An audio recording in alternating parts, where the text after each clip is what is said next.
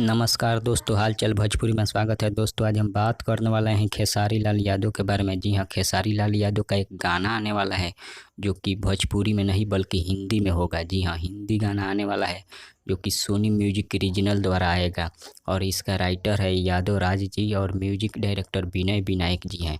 जी हाँ, सोनी म्यूजिक का अधिकतर म्यूजिक विनय विनायक जी ही देते हैं। लेकिन इस गाने को बताया जा रहा है कि भोजपुरी का अब तक का सबसे महंगा वीडियो बनाया जा रहा है।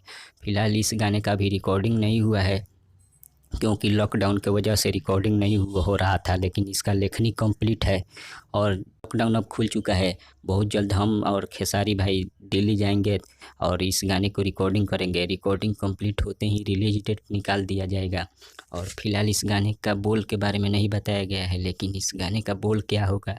लेकिन यह हिंदी गाना है और भोजपुरी का अब तक का सबसे महंगा वीडियो बनने जा रहा है, यादव राजे ने बताया। बहुत जल्द इसका रिलीज डेट निकालेंगे और बहुत ही धमाल मचाने वाला गाना होगा और बहुत ही फनी गाना होगा, क्योंकि यह इस गाने को बहुत अच्छे तरह से लिखा गया है। ये यादव राजेन जी बोल रहे थे। तब तक बने रहिए वीडियो के साथ। धन्यवाद।